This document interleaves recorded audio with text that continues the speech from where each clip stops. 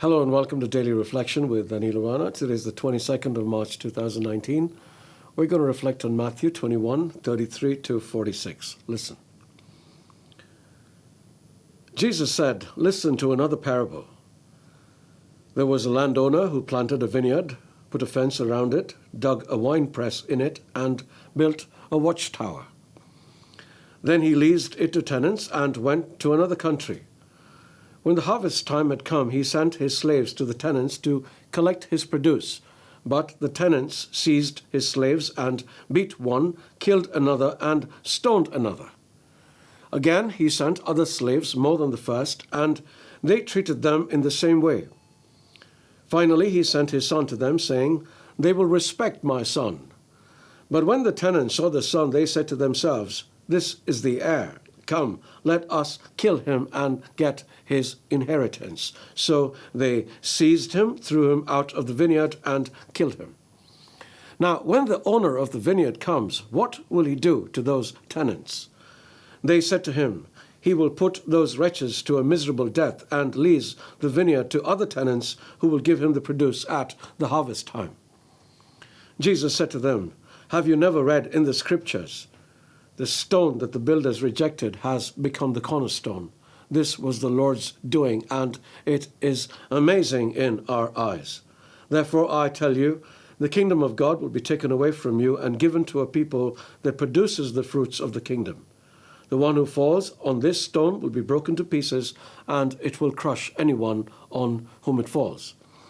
When the chief priests and the Pharisees heard his parables, they realized that he was speaking about them. They wanted to arrest him, but they feared the crowds because they regarded him as a prophet. The Gospel of the Lord. I have always been fascinated by Jesus' exchanges with the scribes and the Pharisees.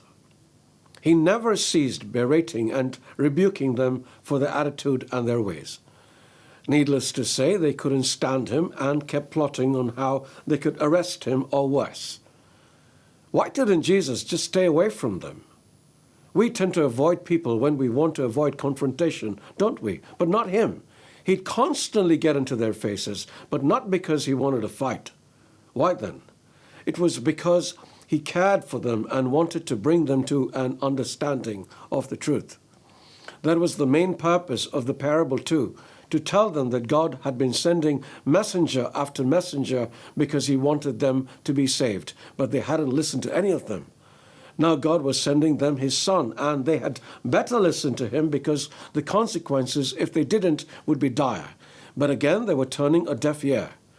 Jesus still didn't give up and would continue to talk to them for as long as he could.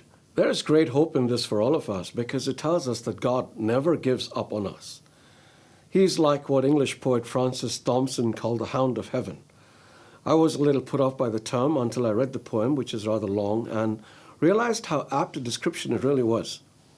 Jesuit priest J.F.X. O'Connor explained it beautifully. This is what he wrote.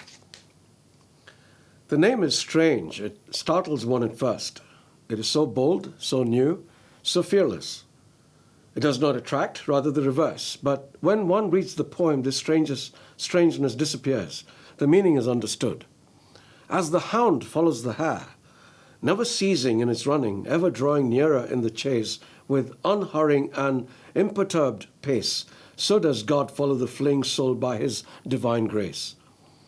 And though in sin or in human love, away from God it seeks to hide itself, divine grace follows after, unwearyingly follows ever after, till the soul feels its pressure, forcing it to turn to him alone in that never-ending pursuit.